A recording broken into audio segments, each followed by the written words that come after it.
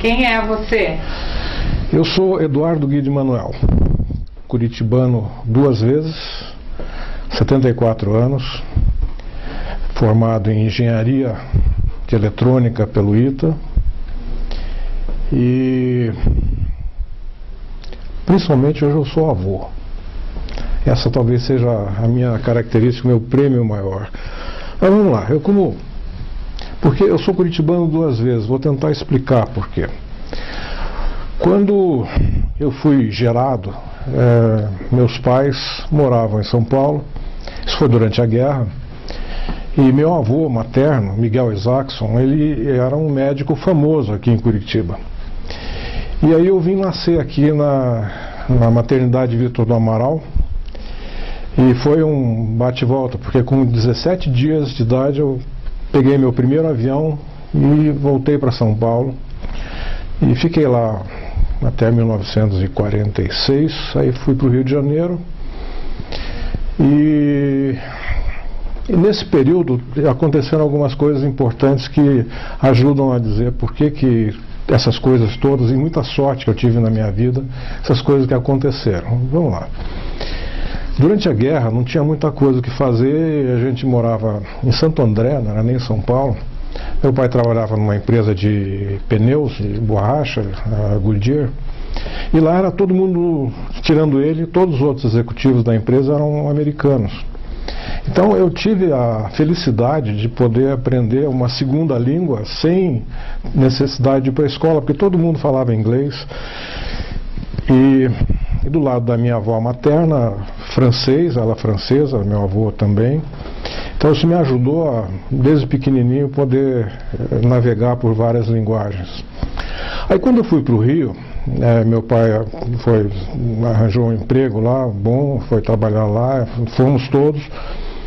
E aconteceu uma coisa interessante, nós fomos morar em Ipanema, perto do famoso, que seria famoso depois, Garota de Ipanema, mas enfim, na rua Montenegro, onde eu tive a oportunidade de ir muito à praia. Eu ia muito à praia, conheci muita gente legal e tudo, e aí consegui ver a gênese de um fenômeno que virou mundial, que foi a Bossa Nova. Conheci toda aquela turma, Tom Jobim, Vinícius de Moraes, Carlinhos Lira, Roberto Menescal, Nara Leão, enfim. Essa cultura musical me ajudou bastante a gostar de música. E lá atrás, em São Paulo, a música que a gente ouvia em disco era basicamente música americana, jazz, um pouquinho de música brasileira. E essas coisas me deram gosto por música, tanto a música brasileira quanto a música americana, sem descuidar dos clássicos. E eu guardei isso por um tempo, até que em 1960 eu passei no vestibular do ITA, pelo Rio de Janeiro, e fui estudar lá. Fiquei 5 anos indo e voltando, indo para São Paulo também, lá em São José dos Campos. De novo, a sorte me bafejou, porque eu tinha colegas maravilhosos, tenho ainda, a gente completou 50 anos de formado ano passado, professores fantásticos, muitos vindos do MIT, de universidades no mundo inteiro, da Austrália, da França, da Inglaterra, da Tchecoslováquia, hoje República Tcheca, Alemanha. Então, por exemplo, eu comecei a me formar em engenharia aprendendo na prática coisas que em outros lugares a gente só via em teoria. Por exemplo, consegui aprender a parte de física nuclear trabalhando em um reator nuclear, que era um que tinha lá na escola. E aprendi a trabalhar com computador, que veio a ser minha vida profissional toda, com o segundo computador importado no Brasil. Era o segundo computador no Brasil que estava lá no ITA. E o interessante de tudo isso, o ITA é uma escola da aeronáutica, do Ministério da Aeronáutica, não conseguia importar um computador que foi doado pela Fundação Ford, porque a burocracia já era complicada. Não era Brasília ainda, mas a capital no Rio de Janeiro. Não podia aceitar a doação dos americanos, não sei o quê. Então o reitor do ITA, que foi meu professor também, ele mais alguns oficiais da aeronáutica pegaram um avião da FAB, foram para os Estados Unidos e trouxeram esse computador de contrabando.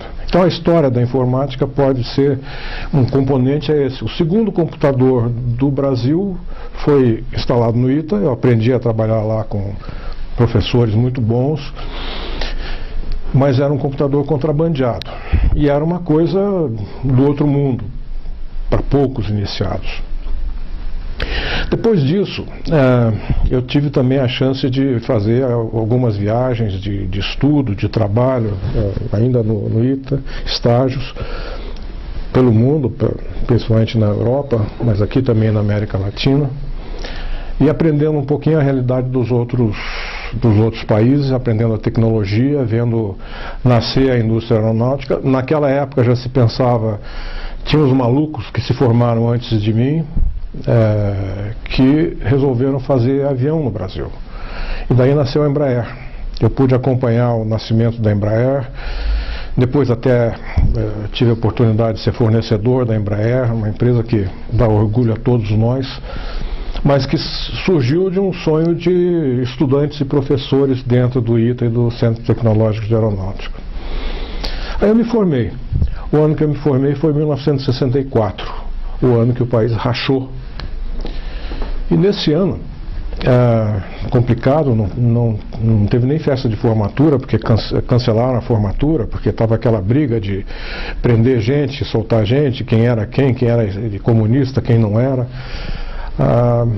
Mas enfim, eu disse, bom, eu fiquei um tempo ainda em São Paulo, depois da formatura, fazendo estágios em companhias de informática, já me dirigindo para essa área, e aí disse assim, poxa, mas o país está confuso, eu vou voltar para a minha terra de origem, Curitiba, tinha família aqui, meu avô, meu tio, meus tios aqui, tinha parentes, minha bisavó vivia aqui, ela foi longe ainda.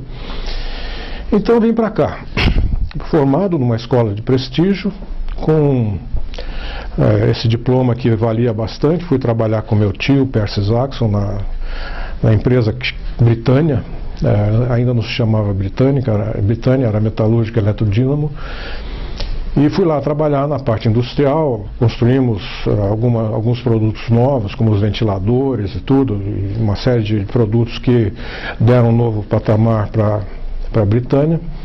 Mas meu objetivo era, deixa eu dar uma olhada em Curitiba, uma cidade tranquila, em 1965,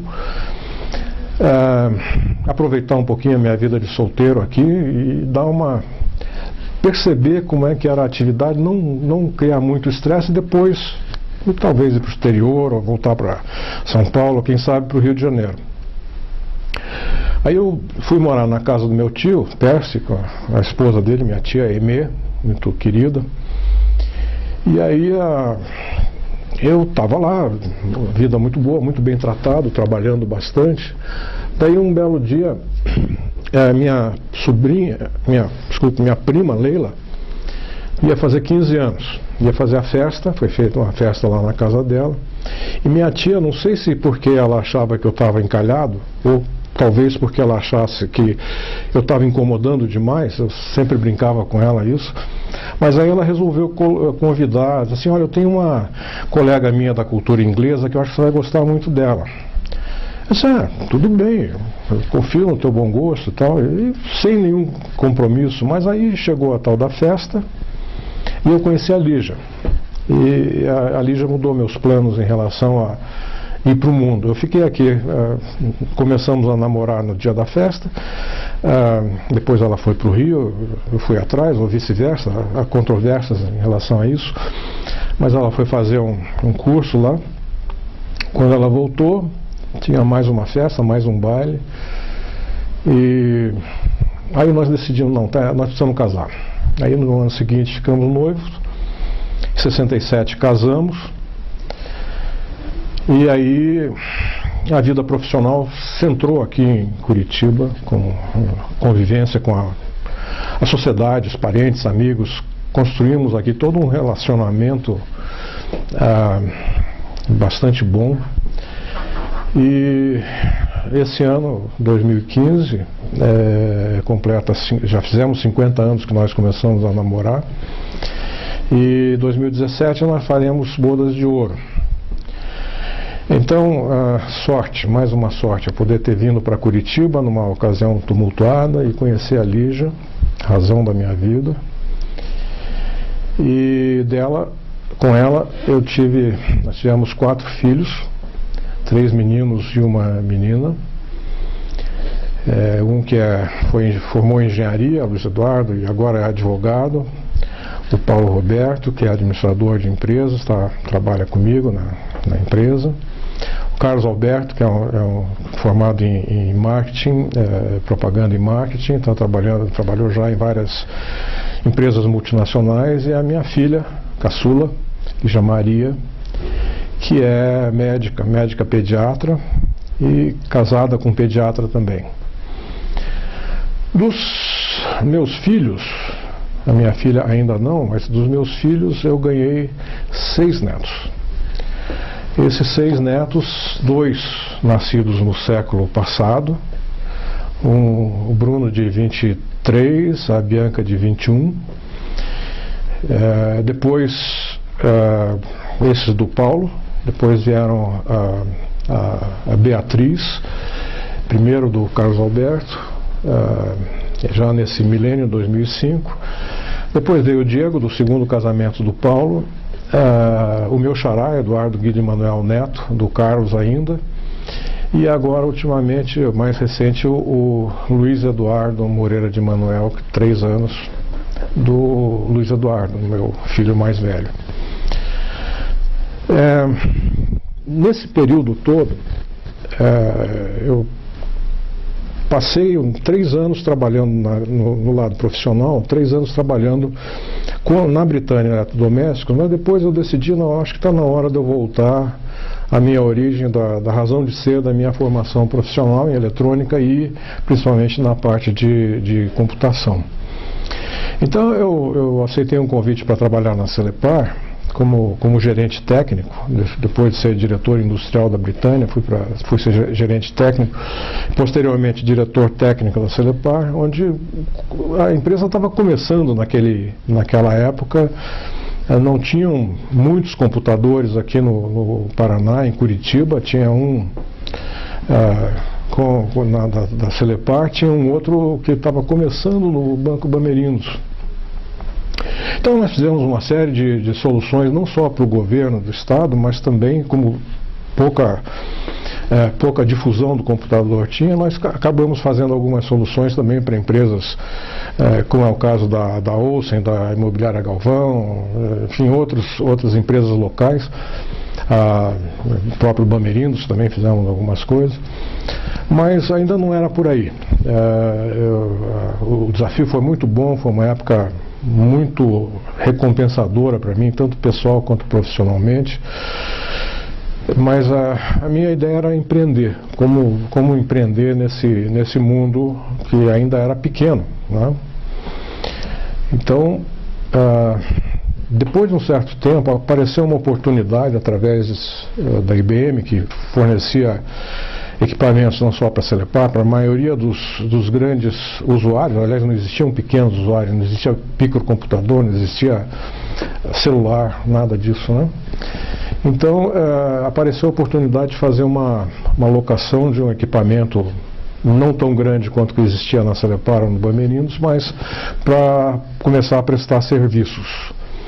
Começamos prestando serviços para uma empresa de Montepio aqui, chamada Montepar, e também um dos nossos primeiros clientes foi o Joel Malucelli, na construtora dele. Nós começamos a prestar serviços nessa área e a empresa cresceu. Eram 2 separadas, uma Sigma Consultoria, outra DataServe Processamento de Dados, mas com o tempo a gente fundiu essa empresa. Mas o interessante é que ainda no primeiro ano de vida nós tivemos uma ideia: vamos ajudar a totalização das eleições. Começamos a fazer a totalização das eleições para o TRE, primeiro de graça, e para fazer um processamento paralelo para as emissoras de rádio e TV.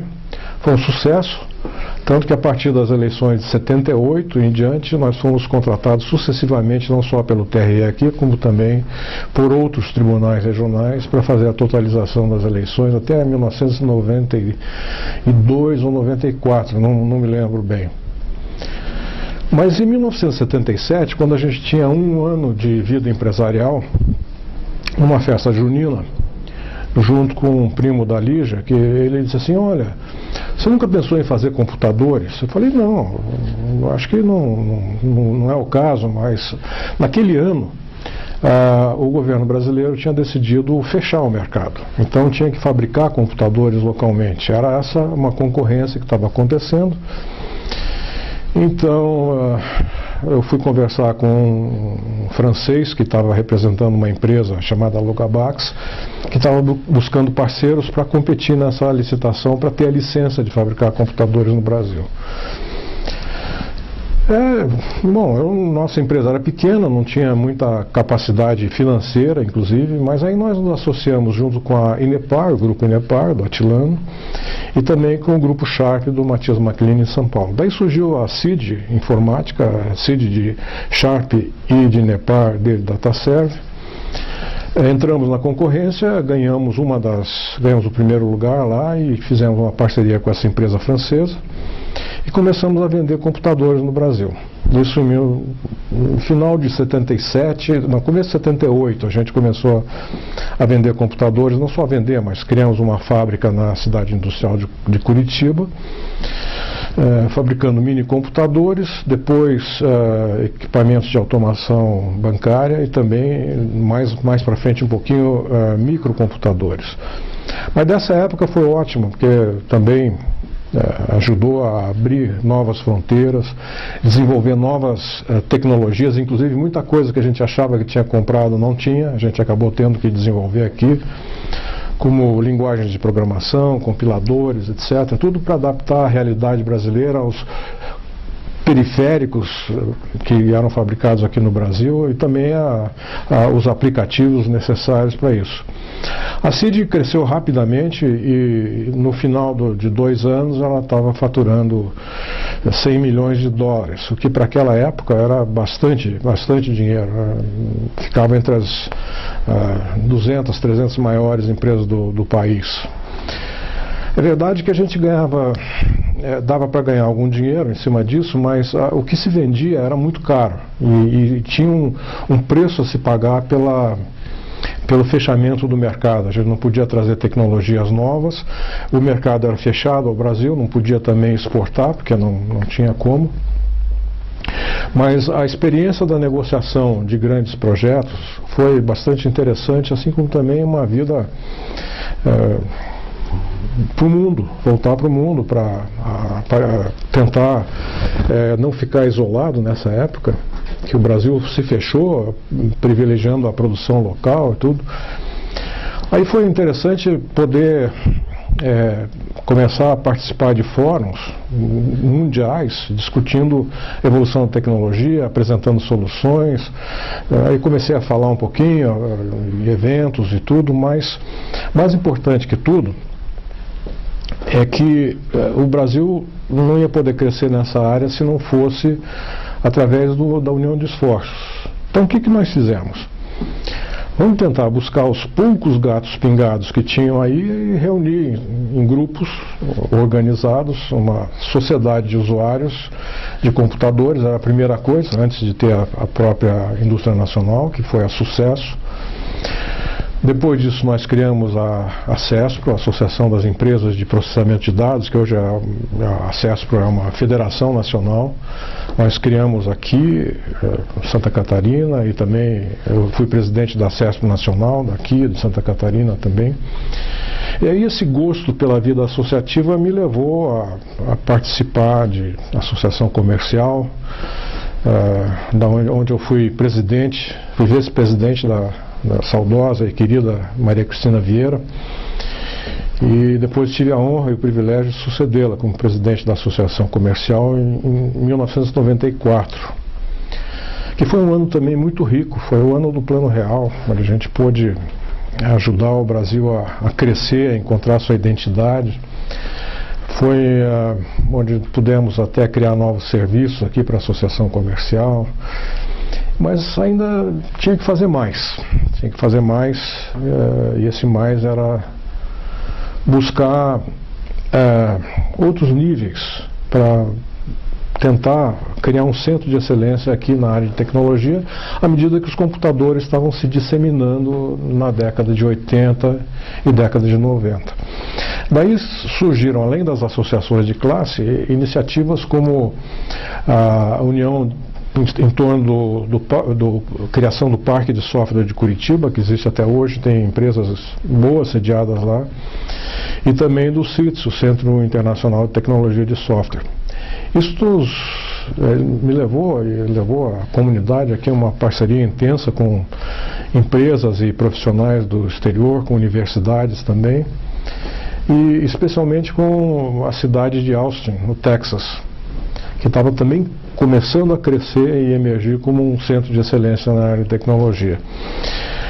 Nós cooperamos bastante tempo, eles fizeram o centro de tecnologia lá de Austin, o conselho de software lá fez uma série de parcerias aqui com Curitiba, com Paraná, fez uma cooperação muito frutífera com a PUC, com o Tecpar também. Isso ajudou a trazer muitas empresas para cá e foi também uma experiência muito enriquecedora, e principalmente foi ali que, na associação comercial especialmente, onde eu aprendi que a dimensão do mundo ia bem além da tecnologia, e ela passava pela entendimento de todas as forças vivas da sociedade, você entender qual era a real dimensão do mercado, os problemas do Brasil, afora a necessidade de também, de volta e meia, estar negociando lá em Brasília, no Congresso, mudanças de legislação, os interesses de cada grupo e principalmente buscar sempre o crescimento da nossa região, da cidade, do estado e do país. Formação de gente, dar aulas, fazer cursos locais, presenciais, tudo isso deu uma vida agitada, bastante agitada. Mas enquanto isso,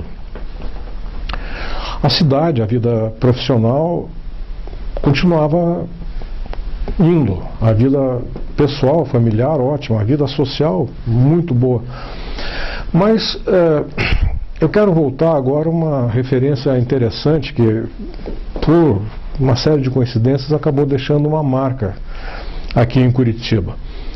O ano era 1986, então era um ano de eleições. Não tínhamos eleições diretas para governador nem para presidente, né, mas se elegia senador, deputado federal, deputado estadual e tal, e nós ganhamos a concorrência para fazer o TRE e ganhamos também um contrato com a TV Paranaense, hoje a RPC, também do saudoso Francisco Cunha Pereira, para fazer o processamento paralelo das eleições aqui e em outros lugares para a Rede Globo. Na condição de negociação, tinha uma parte que era destinada a ressarcir os nossos custos e todo o esforço de fazer de uma exposição brutal, de botar números disponíveis da população no Brasil inteiro, através da Globo, né? Uma parte da nossa remuneração veio em créditos na TV. E nós tínhamos, a essa altura, a empresa, depois que eu saí da CID em 1980, a empresa começou a crescer, a Sigma e a DataServe cresceram, tomaram uma dimensão de ter 400, 500 clientes aqui na região sul. Aí nós tínhamos um crédito para gastar em publicidade na TV. Não era uma coisa muito usual, como é hoje uma empresa de tecnologia fazer comerciais na TV. E nós tínhamos, naquela época, em 86, na empresa, nós tínhamos uma área de prestação de serviços, chamava Birô de Serviços na época, fazendo folha, contabilidade, controle de ativo, e uma série de controle de estoque e tal. E nós tínhamos uma área de consultoria e desenvolvimento de software, uma outra área que era de treinamento, então consultoria, desenvolvimento de software, serviços e treinamento. Então tinha uma outra, então nós decidimos fazer um comercial que foi até proposto pela Master, que era assim: vamos vamos unir a marca. Aí surgiu a fusão da Sigma Consultoria com a DataServe Processamento de Dados, surgiu a Sigma DataServe Informática. Vamos fazer um combo e juntar a identidade das duas numa coisa só e unir essas 4 divisões. A primeira proposta foi para a gente mostrar disciplina, precisão, qualidade. Nós vamos fazer um quarteto de cordas, botar escolha um. Aí eu comecei a pensar, poxa, o quarteto de cordas é uma boa ideia, vamos fazer o Bach. Sempre foi um dos meus compositores clássicos preferidos, né? Aí começa a escolher repertório, então aí voltou a minha origem lá atrás, tempo de São Paulo, Santo André, da guerra, dos americanos, a influência do jazz em mim, e também o meu tempo de Rio de Janeiro, praia, bossa nova. Não vamos fazer um quarteto de cordas, vamos fazer um quarteto de jazz. Naquela época, um dos companheiros meus de solteirice também namorava uma amiga da Lígia, que depois eles casaram, era o José Carlos Miceli, um dentista famoso que hoje está em Portugal. Mas ele, toda sexta-feira, ele abria a janela do consultório dele, pegava o pistão dele e ficava tocando lá para a plateia, embaixo, no edifício Tijucas. Aí eu disse, Miceli, vem cá, eu tenho esse desafio aqui, vamos fazer tem esses comerciais, a gente precisa contratar músicos para fazer esse quarteto. Você é o óbvio, você é o pistão, tudo, toca bem, a gente fica com a... Aí o pessoal da Master gostou, aí ele sugeriu o Fernando Montanari, pianista, arranjador, também o Fernando veio muito bem. Aí o outro do grupo foi o Zé Carlos Boldrini, que é o contrabaixista, e aí tinha o Maurici Ramos da guitarra. Aí começamos Maurici Ramos, baterista. Aí nós começamos a pensar, a estruturar o quarteto. Tínhamos que fazer um contrato com eles, músicos, o Miceli trabalhando de dia como dentista, o Maurici e o Boldrini trabalhando na noite, e o Fernando Montanari trabalhava ali no Hotel Slaviero, também em casamentos e tudo, mas nenhum deles vivia fixo da música. E como a gente tinha uma margem interessante naquele negócio, vamos contratar esse pessoal. Vamos fazer uniforme para fazer os comerciais, uns ternos brancos bonitos, com cada um com gravata de cor diferente, para identificar as diversas áreas que a gente tinha.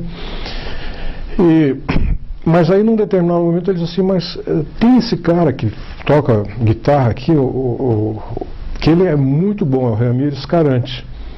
Realmente o Scarante era um dono de um dom fantástico para música, tocava uma guitarra excepcional, que também era compositor, e ele compôs o tema da nossa campanha publicitária. Aí eu pensei assim, poxa, mas temos 4 divisões, né? Tem que ter o guitarrista, o Scarante, tem que estar porque ele é tão bom, ele deu um contorno, aveludou o grupo, ficou um negócio magnífico. Então, bom, vamos criar uma divisão de projetos especiais. O que era essa divisão de projetos especiais? Nada. Era uma divisão para acomodar o Scarante no quarteto que virou quinteto. Aí começaram a sair comerciais, nós lançamos a campanha logo depois, num domingo, logo depois do Fantástico. Foi muito bem recebida. E aí começaram a aparecer, nós começamos a levar o quinteto para tocar em feiras e eventos, a apresentação para clientes nossos, e aquilo começou a pegar. E a gente tinha um contrato de 6 meses com a banda. E a banda tinha tempo ocioso, e a gente não tinha muito mais, porque os clientes no mercado não era tão grande assim.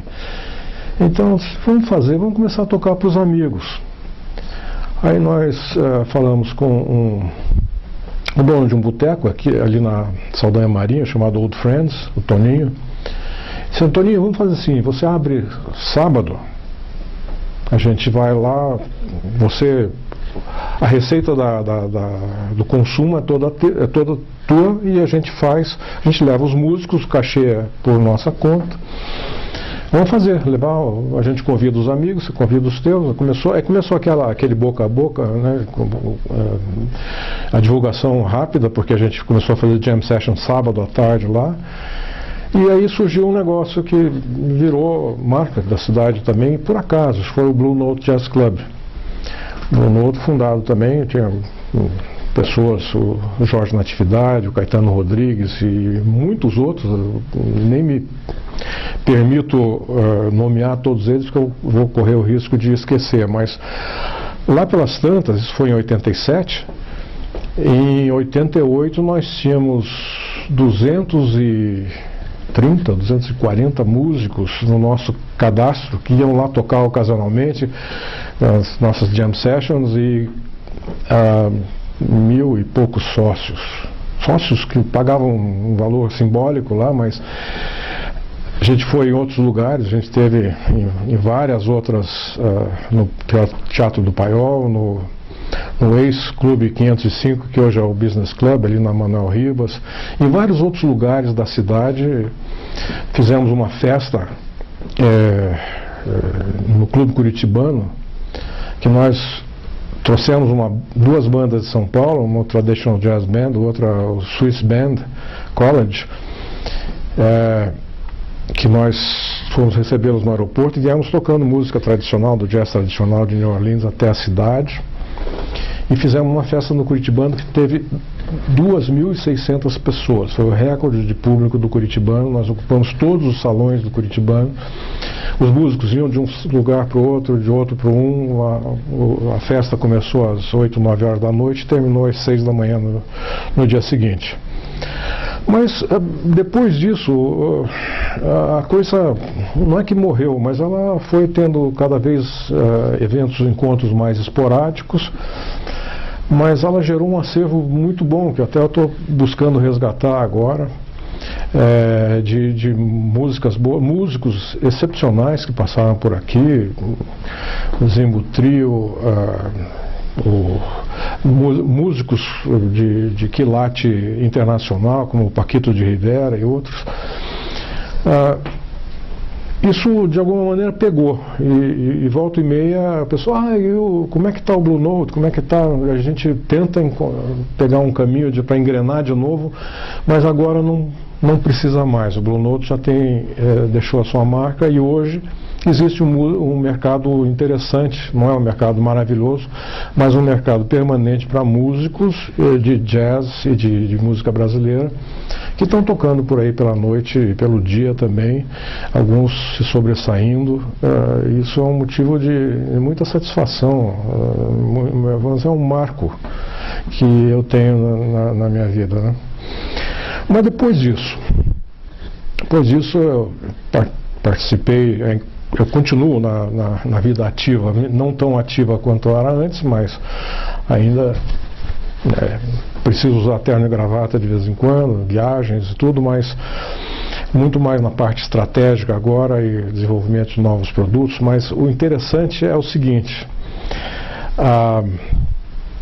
de uns anos para cá, eu passei um período de 2009 até 2012, 13, por aí, um pouco recolhido, sem fazer um período sabático, começar a estudar outras coisas, principalmente brincar com meus netos. E no brincar com meus netos, dos pequenos, seja da Beatriz, do Diego, do meu xará, que eu chamo ele de Guigo, né, o Eduardo Guido Manuel Neto, e agora mais recente o Luiz Eduardo, eu comecei a perceber determinadas coisas. Eu ficando em casa com eles, lá em casa por força de ofício, claro, mas hoje todo mundo está conectado à internet, tem acesso a um controle remoto, mudar de canal, etc., tela sensível ao toque. Eu comecei a me fascinar por isso. Eu disse assim, poxa, tem alguma coisa estranha ou nova aparecendo aí. Enquanto todo mundo chegava, me explica como é que é esse negócio de internet, de computador. Eu passei uma temporada grande fazendo comentários aqui na CBN Curitiba, em linha com outras palestras que eu estava fazendo aqui no exterior também, no Conselho de Tecnologia de Austin, lá no Texas, que ainda tenho a honra de participar lá. Aí eu Eu disse, poxa, mas tem alguma coisa estranha. A pergunta que o pessoal, as dúvidas e a interação com a tecnologia que as pessoas fazem, as pessoas antigas, por pessoas antigas eu quero dizer as pessoas que nasceram até 1999, elas estavam acostumadas de alguma maneira a aprender o funcionamento do dispositivo digital e a conviver com um mundo se não era um mundo sem internet, mas era um mundo com conexão lenta, cara, disponível apenas na casa, não tinha ainda a banda larga, não tinha o telefone celular, não tinha o smartphone, não tinha tablet, nada disso. Eu vendo que aquilo ali para os pequenos era uma coisa absolutamente natural. Eu disse, poxa, mas não é legal, é curiosidade e tal. Até o dia que a Beatriz, então com 3 anos, 2008 isso foi, 2008, fim de 2008, 3 anos e meio. Ela chega para mim com aquele ar doce assim, olha assim, vovô, é verdade que teve um dia que não tinha internet? Eu disse, opa, peraí, eu explicar que teve um dia que não tinha computador, ou teve um dia que não tinha telefone, mas tem um dia que não tinha internet, isso aqui para mim era, pera, deixa eu parar um pouquinho, aí expliquei para ela como é que era, não sei o que, tentei explicar o que era um fax, não rolou. Tentei explicar para ela, botar uma carta no correio, também não. Peraí, tem alguma coisa diferente. Aí eu comecei a falar em grupos que eu participo de discussão sobre esse aspecto, mas eu estava vendo sob o ponto de vista de tecnologia, principalmente em cima da tela sensível ao toque, que trazia umas coisas diferentes, né? Para eles é natural, para nós fica meio com medo de apertar a tecla lá, mas eu disse, não, o problema não é da tecnologia, tem aspectos comportamentais, tem um monte de coisa. Eu comecei num fórum, que hoje a gente tem um grupo plural aí no mundo, são 7 pessoas, tem neurocirurgião, tem psicóloga, tem pediatra, tem matemático, eu na área de tecnologia, mais uma pessoa que é especializada em comportamento, homem, ser humano, máquina, né? Aí nós estamos chegando à conclusão que a conclusão interessante, isso aqui é o desafio que eu tenho agora procurado baixar a bola um pouquinho mais e discutir aqui no mundo real, fora das divagações de um grupo dessa diversidade, mas ao mesmo tempo com uma contribuição grande. Como é que vai ser o mundo do futuro? Que o pessoal pergunta muito. Vai ter avião voador, carro voador, vai ter o computador vai estar no cérebro da gente, coisa dessa? Não, nada disso. O que eu acho que vai mudar, e vai mudar radicalmente em relação ao que a gente vê hoje, isso é o motivo da minha fascinação pelo que vem aí pela frente, é que essa geração que já nasceu conectada com o tablet, com o smartphone, que para eles é o dia a dia, não existe o sem e com, aquilo é parte da vida. Essas criaturas, algumas delas já estão com 15 anos. E essas pessoas, daqui a pouco, esses jovens vão estar entrando no mercado de trabalho, vão estar interagindo de forma diferente. As redes sociais, para elas, são coisas naturais. Não é questão de é boa, é ruim, vão grampear, não vão grampear. Não. É um meio de comunicação, um canal perfeito. Então, agora, a fase seguinte, e essa é a fase que eu pretendo fazer daqui para frente, trabalhar e falar em estudos de pesquisa, ouvir, e discutir e tal, é o mundo pós geração millennials, que é essa turma aí, né? Quando eles começarem a tomar conta do mundo, a impor seus valores, suas regras, e aí a gente fica vendo que o mundo deve ser muito diferente daquele que a gente enxerga hoje. E pode ser por ser composto por pessoas com facilidade de comunicação, de interação, de integração, sem necessariamente estar com contato de presença física, as regras do jogo vão ser assim, nós não vamos aceitar qualquer coisa, vai ser mais difícil nos enganar, nos enrolar, os valores são mais firmes, e isso dá para, numa época que a gente vive com um monte de problemas e de decepções aqui no Brasil, no mundo também, todas essas crises migratórias e tudo, a gente pode achar um futuro novo, exatamente por essa geração que está iniciando. Nesse período todo, a minha vida profissional foi muito intensa. E, de certa maneira, eu perdi, não é que eu perdi contato com as pessoas, mas eu fiz menos contatos do que a média das pessoas faz, da minha idade, da minha faixa etária, da minha geração, faz ou fizeram. Também por conta da minha vida familiar,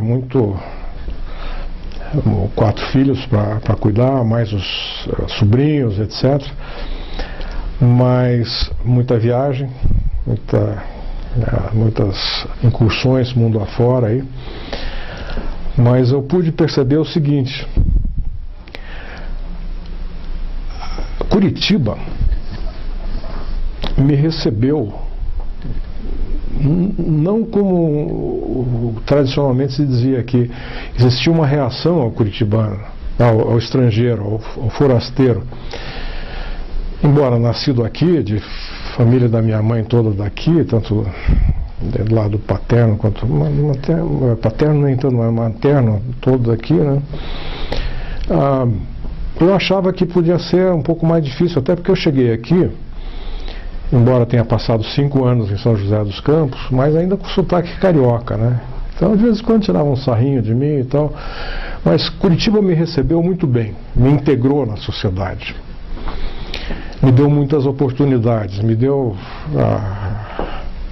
a chance de criar excelentes amigos daqueles que a gente leva a vida afora e passa tempo sem falar, volta a encontrar, e se encontra no clube, bate papo, vai em festa, vai em outros eventos não tão alegres, mas a gente sempre está se encontrando e compartilhando. Então, quando eu cheguei em Curitiba, sei lá, não tenho esse dado de cabeça, mas Curitiba era uma cidade pequena. Era uma cidade, talvez 400, 500 mil habitantes, alguma coisa assim, querendo chegar a isso. E não tinha ônibus expresso, o telefone era uma raridade, era difícil, estradas poucas, né? Tinham inaugurado não muito tempo a estrada para São Paulo, depois inauguraram o asfalto para Londrina, mas mesmo assim o ecossistema de Curitiba continua sendo muito bom, evoluiu bastante, mudou muito. Curitiba hoje é uma metrópole com região metropolitana e tudo, mas sempre uma coisa que me ajudou, isso é talvez um depoimento que vale a pena. Quando a gente tenta convencer alguém de fora que vale a pena fazer um negócio, ou se mudar para Curitiba, as pessoas percebem que existe um diferencial na nossa cidade, no nosso estado.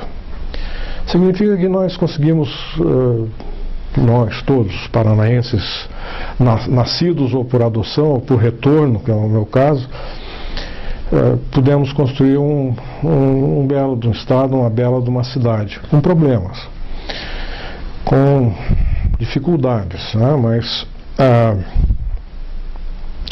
eu lembro do Renato Ribas, no começo da locação de fitas de vídeo, como é que era difícil, era complicado você achar, e aí a original, a cópia, não sei o que, como é que faz locação, devolve. Pouca gente, o mercado cresce, ele evolui, ele sugere novos caminhos, aparecem as alternativas a você pegar a mídia física, né? Mas o gosto pelo conhecimento, pela interação entre pessoas e pela diversão, integração de pessoas, ele não desaparece em Curitiba, né? Então, a gente vê, nesse momento, assim, de vez em quando, e se eu não tivesse ficado em Curitiba? Vendo aqui os colegas meus que ficaram aqui, por exemplo, um dos meus colegas de turma, que eu tenho um orgulho danado de ter sido colega meu, Cássio Taniguchi, foi prefeito de Curitiba 2 vezes, cabeça na área de planejamento urbano também. Ele chegou aqui para tentar a vida, né? Assim como outros colegas ficaram aqui, alguns daqui foram embora, mas eu pude perceber que todos os colegas meus de Ita que vieram para cá foram muito bem recebidos, muito bem tratados, e tiveram aqui a oportunidade de construir sua vida pessoal, familiar, de uma maneira, e profissional também, muito, muito boa. Então, eu acho que... faltou um detalhe. Ultimamente, nos últimos 6 anos, até o começo desse ano, eu participei também da Câmara Americana de Comércio, no Conselho da Câmara Americana de Comércio aqui, depois na Brasil, tanto como presidente do Conselho aqui até começo desse ano.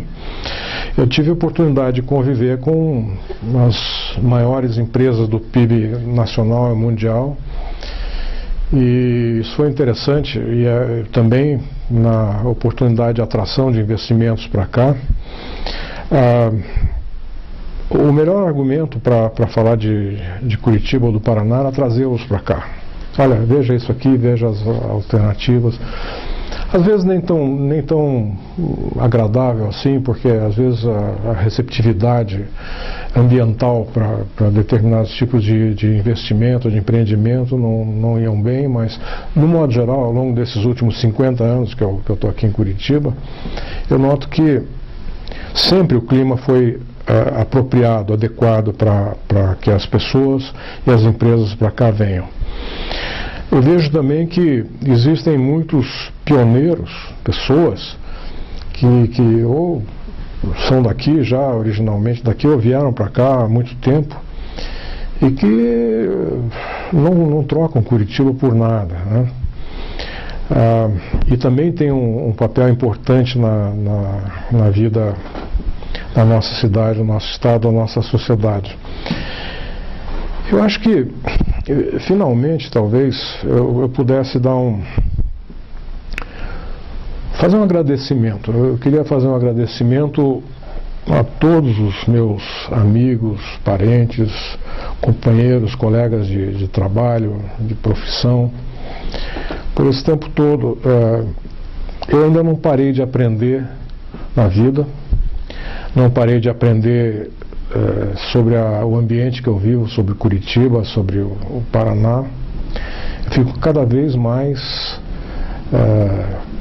impressionado e mais encantado com essa cidade que a gente está, com as pessoas que aqui vivem, que constroem alguma coisa. Essa oportunidade de poder aqui ter construído minha família com a Lígia, meus 4 filhos, meus 6 netos e ainda mais 5 netos agregados que vieram de casamentos do meu genro e das minhas noras, também deu uma percepção local muito, muito boa. Eu agradeço muito a tudo que a vida me deu, tudo que a vida me proporcionou, a Curitiba, a cidade. E se eu tivesse que começar, eu faria tudo de novo.